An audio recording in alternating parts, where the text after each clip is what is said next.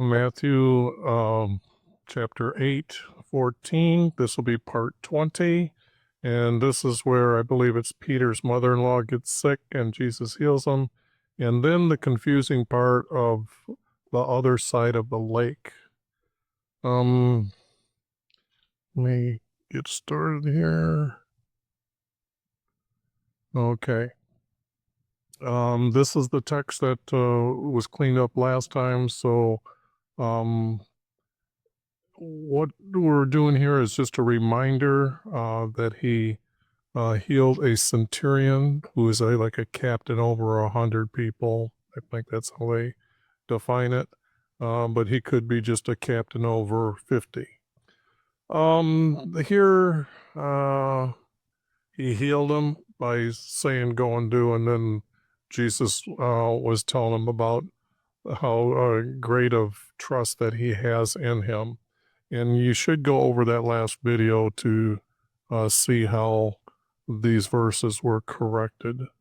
There was a lot of explaining to get to the word trust in me. We'll move on to the next verses here. Let me get them set up. Okay. And it just starts that after he healed him, all of a sudden the text just changes real quick.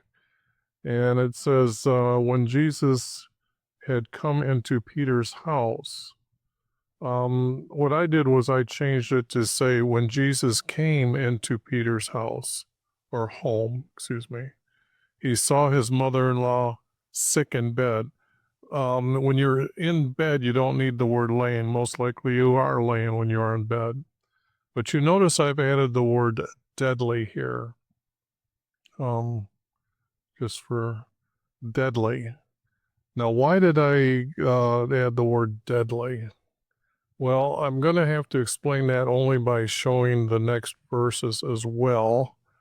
But I also added this deadly fever here as well by when he touched her hand and the deadly fever left her. After, and I added the word after as well, she got up and waited on them, just like a true mother, okay? Concerned about everybody but herself. So the text is what this is going to look like when it's cleaned up. It says this here. But now let me try to explain why about the deadly fever. Why I added the word deadly. It's because when evening had come, they brought to him many who were demon-possessed.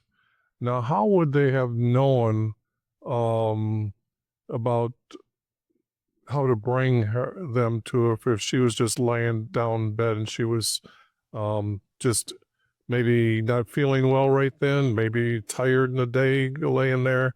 But the object is we read that it was a fever, but there are certain signs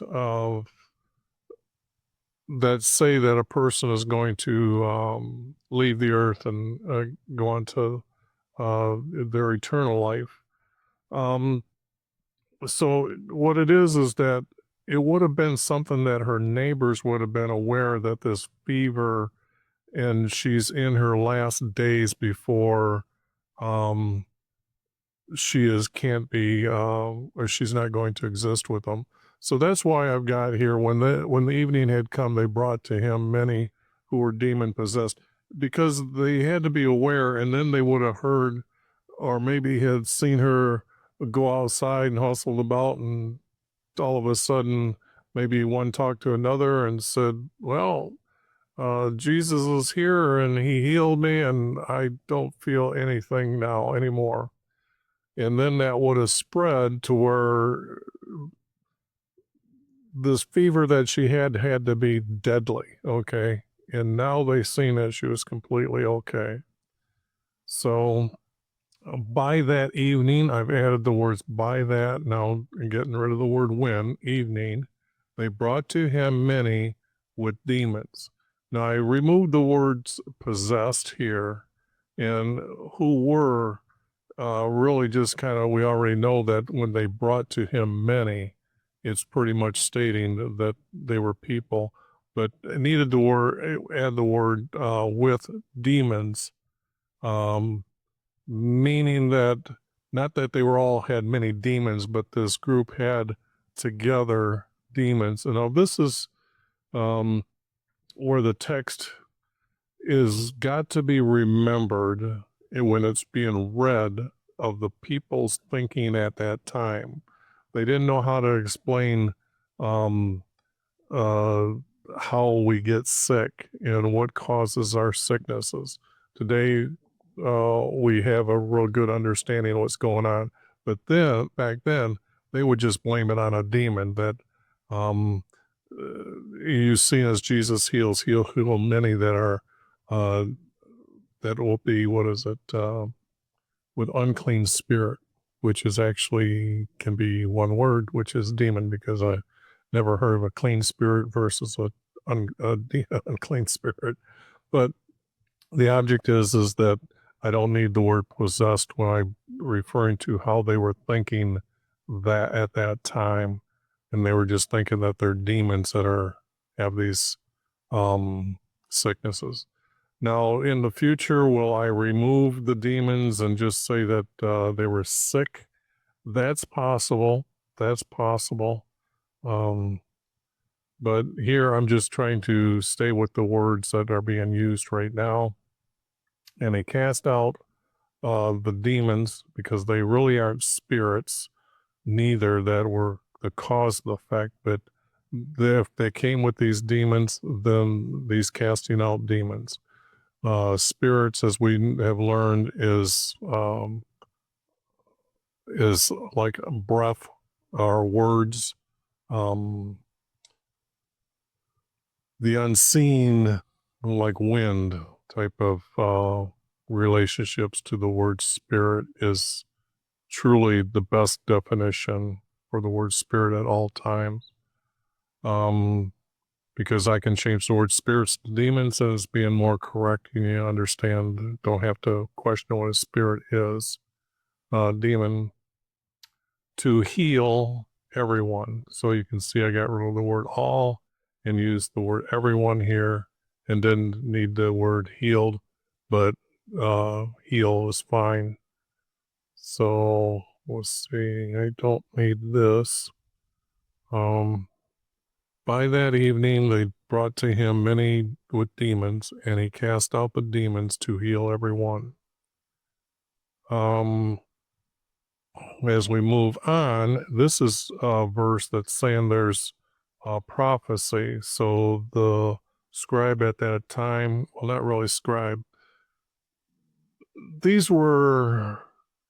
the text goes, I can't remember in what other place it's mentioned, but it is mentioned that they went around recording after Jesus ascended into heaven everything that Jesus did in that year, and tried to give us an understanding of the order of things when they happened, when Jesus did these. And then they would be referring back to the prophecies, because Jesus says, I'm here to fulfill what was told of him, and to fulfill every command our Creator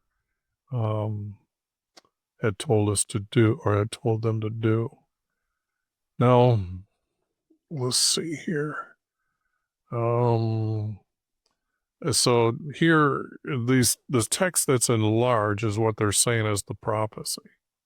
So it wasn't really spoken. It is prophesied by Isaiah. Okay.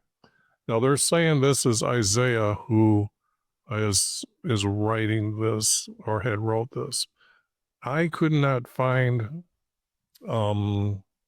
text that says this, although I haven't really went over all Isaiah yet. As you noticed in the description below, I've got many links to some of the prophets, and broke down to show their hidden formats and what's true and what's not true. But I am aware of some of the verses that are coming through the Gospels, so at some point when I go and do Isaiah, which might take me 40 videos to get through, maybe more, I will be looking for these prophecies. And it wouldn't be that they might be fulfilled. That's just this word here, might be, okay, both of these words might be fulfilled. That would have never been there, okay? So a prophecy is to be fulfilled. That's what our Creator did. He told them that He is the Creator, and I'm going to tell you what's going to happen, and it happens, okay? So it's not might be.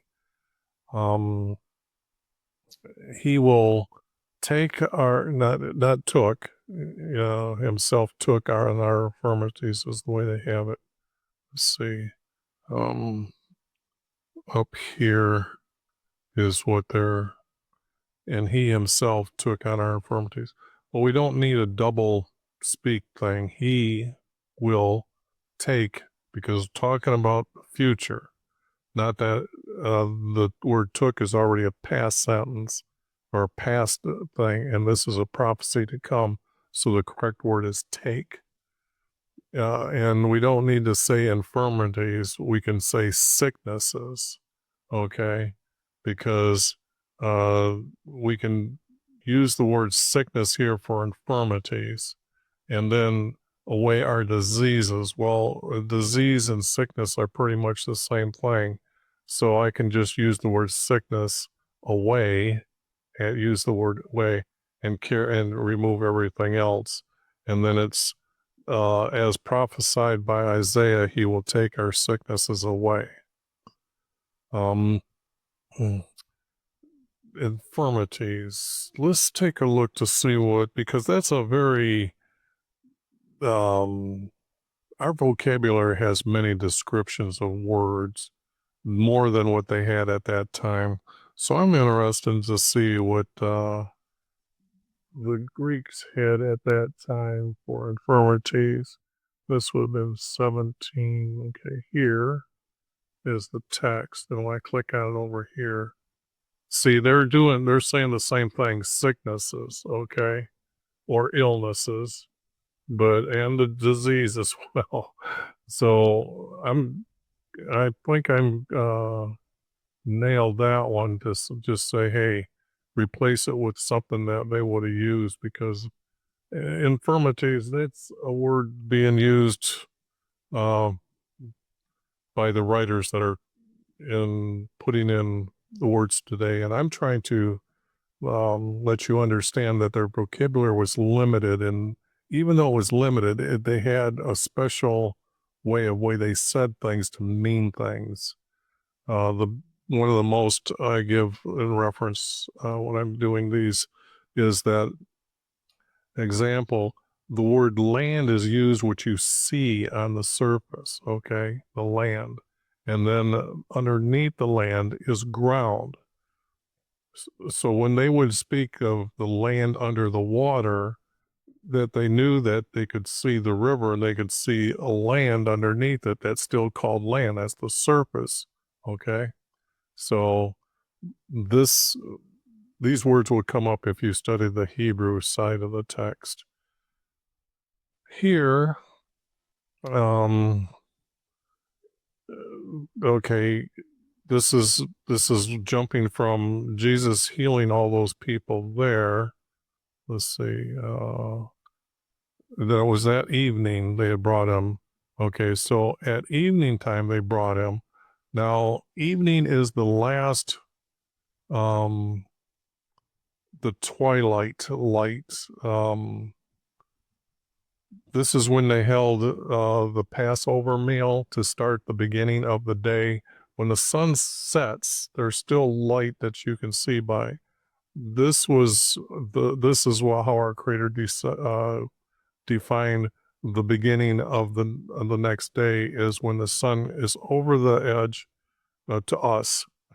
Don't think that I'm thinking the words flat land here, but when it's over the horizon, it's set. To us, I know we still use the words flat land when we do say set, but I hope nobody's trying to critique and say that I'm an idiot by thinking the world is flat. I do know it's round. But the object is I want to put it at that time because it seems that we have the editor have their notes put in here of referring about prophecy that he did fulfill. Now, when Jesus saw the crowd around him, he gave orders to depart to the other side. Well, the only thing is that twilight is that when they came to him when evening had come.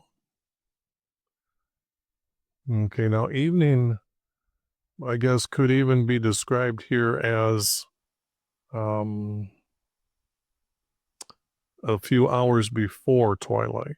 Okay, so maybe I was speaking and had an error there in how the word evening is being presented here. When evening had come, okay. Okay, when evening had come, and gave orders to depart the other side, Okay, so this could be the very last gasp of the sun before we have it going under the horizon. There's another flatland world under. But anyways, the text here, when I needed to get rid of now when, because this is just when it's just saying as I can replace those two words with the word as. Okay, as.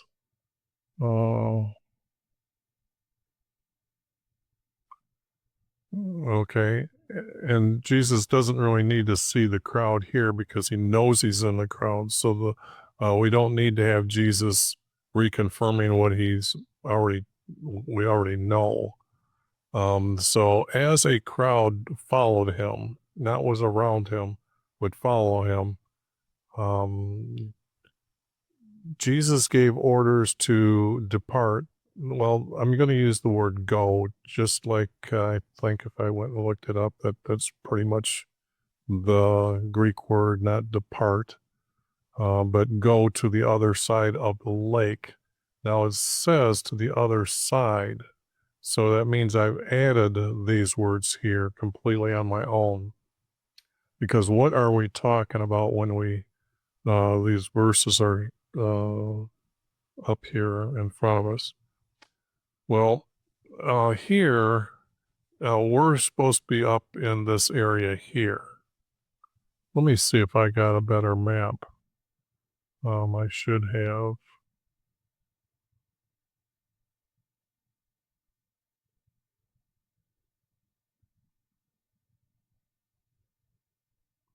Okay. This will be a better map.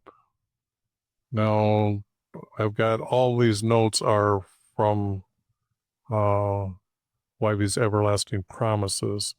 So don't pay attention to these words right now. I just want to get to this area here because the text we're going through right now, he's in Capernaum, which is not really where he's supposed to be because if he picked up John and Matthew and then went farther and picked up Peter and Simon, I think, it would have been this is where they were at to say to go to the other side of the lake. But the other text that we know that we've been following from the previous videos, he's in Capernaum, and that's where he healed the centurion's servant. So when it says other side, what does the other side mean? Does it mean to come over here? Does it mean come right straight down? And that's why I had this map up here. Whoops, that isn't really a good one. Let me do this one. And then blow it up here.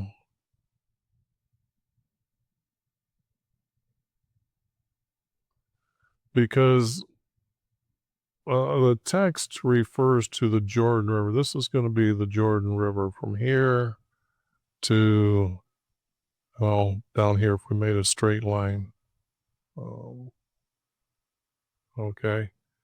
Now, Copernicum is up in here, this area here. So if we went to the other side, you would be coming pretty much over here. And what you can see is a lot of times they were writing, they would refer to the other side of the Jordan. So this would have been the east side of the Jordan, or the west side of the Jordan was Jesus referring to go to. Now, like I told you, the other story of Matthew or Peter's, where he had been living, would be over here. So when it says to the other side, yes, if it goes to the other side, we could see this as being the other side. But if we said from here, come down to here, this is the other side as well. But everything that I know in the text, Jesus traveled this way here, stopped, come back, and we're going to have one story that Jesus glides over the water. He doesn't walk over the water, and there's a video in the description box below that teaches the truth that Jesus glided over the water. Or is a text telling us that the story that Matthew was here and at Peter's house and then went over to the other side here. This is where the confusion is going to happen here that's coming up in the text. And I just want to make sure that you're definitely aware of these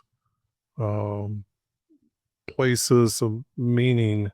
Other side can mean two other places, okay? So, what it is I'm going to reveal a secret here, that this verse here is going to be moved, okay? Because right now he's ordering the disciples, what few that he has, which right now is 4, and I'm not sure if he picked up one more because I can't remember the text from the last video. I'm sorry, but it doesn't have him having 12 disciples, okay? This Matthew does not have that many disciples here at this time. So when he's telling them to give orders to go to the other side of the lake, we know that what Jesus is saying is get into a boat and go to the other side of the lake. But the problem here is this crowd is following him, and he gave orders to them to go to the other side. What's going to happen is that this verse needs to be broken into part A and part B, which I've done here as here and here, and I'm going to move this verse later, because if we have the crowd followed him, now we have a certain scribe came up to him and said. Now, did you notice how the text all of a sudden went to this? Let me see if I can correct this. This is starting to bother me. I need to.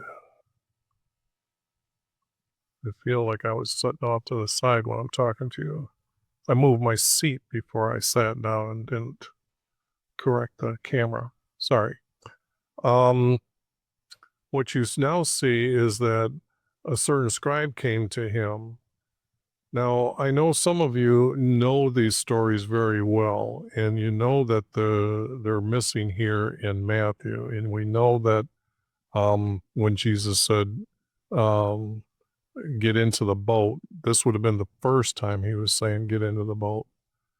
And they were going to go to the other side of Lake Galilee.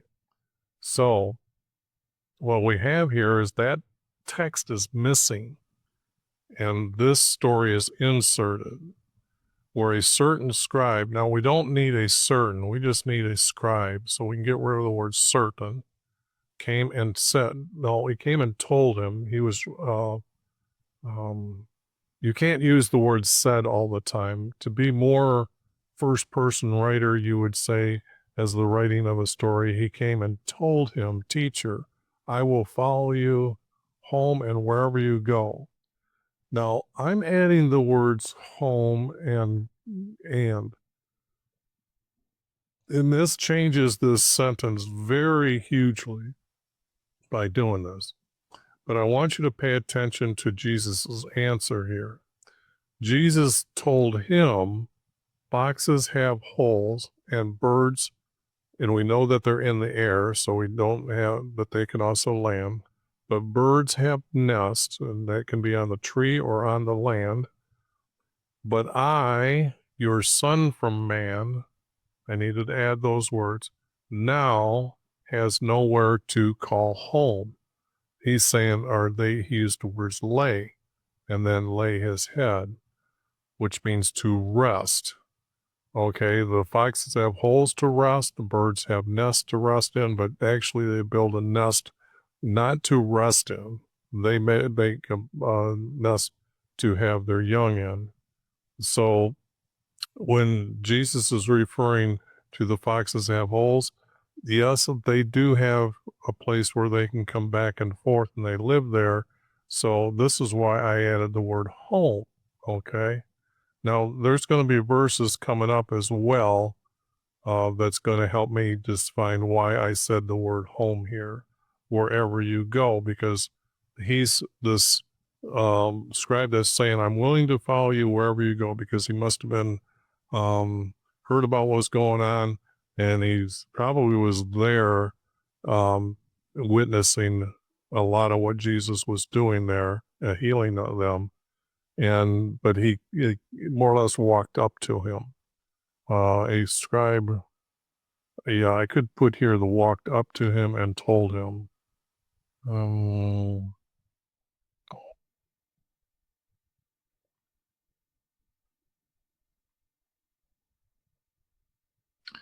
And I will add this or change this later to be more truthful, because that's what's being said here. I need to make that note. Oh boy, I don't have that pulled up, so just give me a second here. I need to find, let's see, where did I add this? Oh, it's on my desktop. Yeah. Let's see if I can, and how did I label it? I think I labeled it something crazy like this number 5. Yeah, okay. Mm. Yeah, so okay, I tried to add, I did change. I'd done this video already once, but it didn't, I got caught up. I'm selling my house, and people have arrived at strange times or call that right when I'm doing these. Sometime, I think I was late at night when I was doing the last one. I gotta get rid of all that. So that is now, will be edited forward. But the object is that we have a scribe that came up, walked up to him and told him, teacher, I will follow you, you home and wherever you go. So Jesus is, like I said, Jesus is saying these words, but where do these words go? Because if we go down here and start the text down here, we have another disciple starting to talk to him. So we have to understand that the text is stopping here, okay? So when the text says here, Jesus told him, the foxes have holes, the birds have the air, have nests, but the Son of Man has nowhere to lay his head, is referring to his home, okay, as their home. So I guess I might be over stressing the situation, but over talking the situation. So let's just move on here and see what the text that I've already edited since this video started. And this is when Jesus came into Peter's home. He saw his mother-in-law sick in bed with a deadly fever, touched her hand, fever left her. She got up and waited on them. By evening, they brought to him many demons, and he cast out demons as was prophesied. And then as the crowd was following him, so he was actually here in this story that he wasn't doing this at or at Peter's house. When they started coming to him, he went outside and he started probably walking through the crowd instead of them coming up to take turns. It was probably quicker for Jesus to heal people this way. So what happened was, as he was walking, the crowd still followed him that were being healed, wanted to have this um, experience of being with Jesus to listen to what he's going to say or what is he going to do, become his witnesses. So what we had here was the problem of this, of he's saying, go to the other side of the lake. Now this is just stuck out in the middle, as you can see, because down here was the next story where a scribe walked up to him and told him, teacher, I will follow you wherever you go. And Jesus tells him this verse, but that's the end of this verse. It doesn't really say much. But when we start coming to the text here, when another of the disciples said to him, and we don't need the other, we know that these disciples, but a disciple asked. Now, this, we haven't got to where they're defined as disciples, those who have followed Jesus when he said, follow me, okay? But when he's saying follow me, we have the understand because we know more of the stories because we read them many times. We know that they end up being disciples. But so here, since it doesn't have a name, because we know the four names that right now in Matthew, and here we have maybe that fifth disciple pulls up because they would have put his name here, and it wouldn't have been with an S, but and other of the when you say another and you're adding the word S on the end, that's just not right. Another means single. So a disciple asked him, my Lord, will you permit, let's see, let's go up here. Will permit me first to go and bury my father. Now, the thing here is this is why I'm saying it's a different disciple, because we had the sons of Zebedee, John, James, and then we had Peter's mother becoming sick. We have no story of this other disciple that he said, follow me, that his father was ill. But he's asking the question, permit me to first go and bury my father.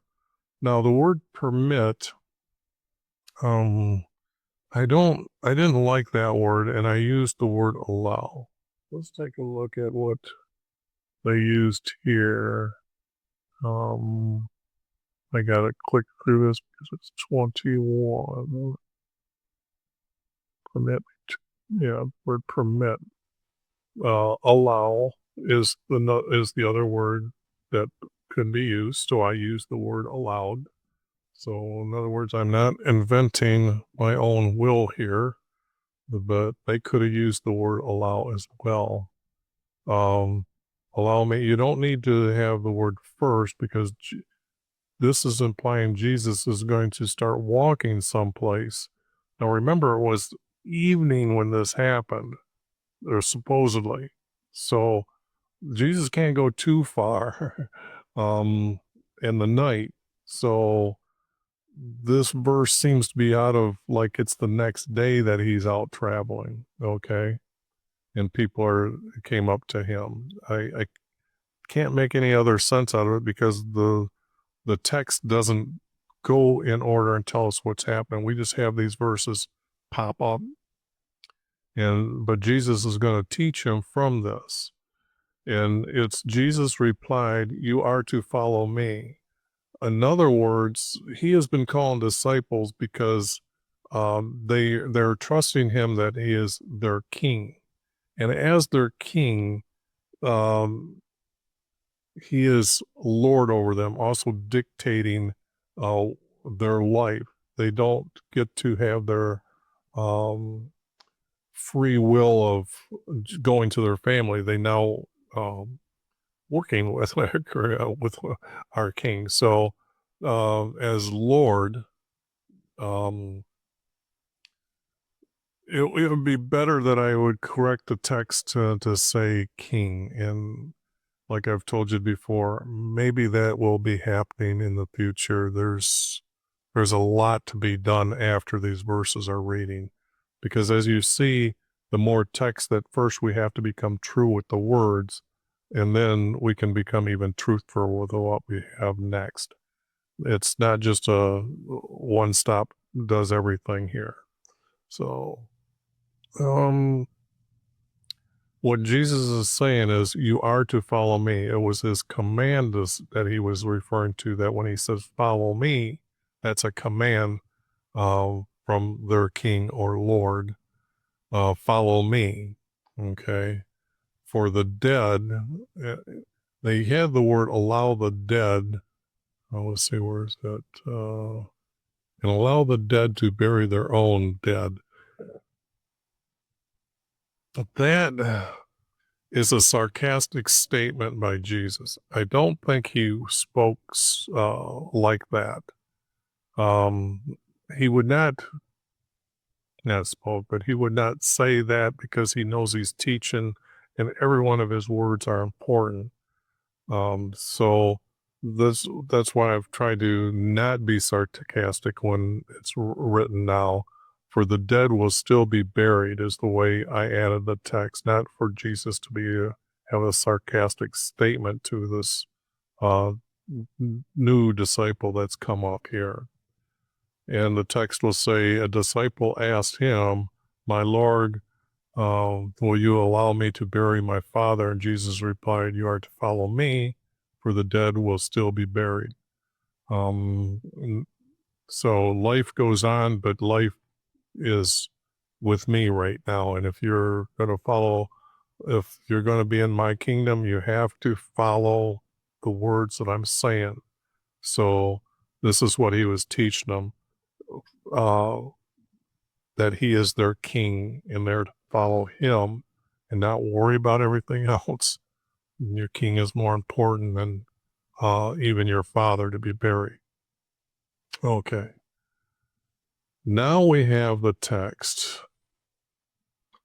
And this text here is what was cleaned up. This was what was up above, and I divided it into two groups, and this is group B here. Okay, and I'm going to move it here, which is above verse 23, because now he got into the boat and his disciples followed him, which would be the next day or two, that because the group was following him.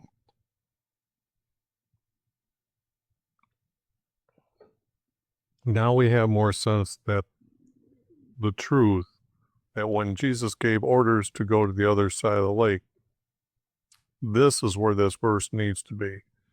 And when he got into the boat, the disciples followed him. So don't need the word when, but he got into the boat and his disciples went with him. They didn't follow him into the boat. They just went with him in the boat. Now, you're saying, well, that doesn't sound like the right story. Well, that's because you don't know that there's multiple stories in multiple books.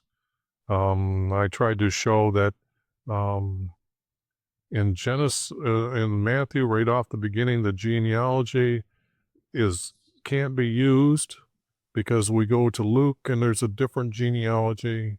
And when I investigate Matthew's genealogy, they don't have the right king at the right time. That means 14 is not true.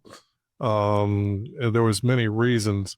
So to stop the confusion or people being untruthful, to remove both genealogies is what's needed. What we're seeing here is pieces in Matthew.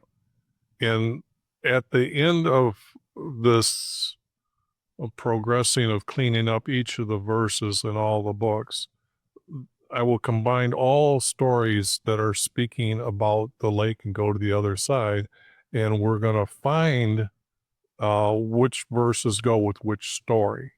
Because just like I was telling you in this video, were they at Matthew and can't remember the city, something with a G, or were they up in Capernaum at the time when they were to go to the other side? Which story does this verse go to?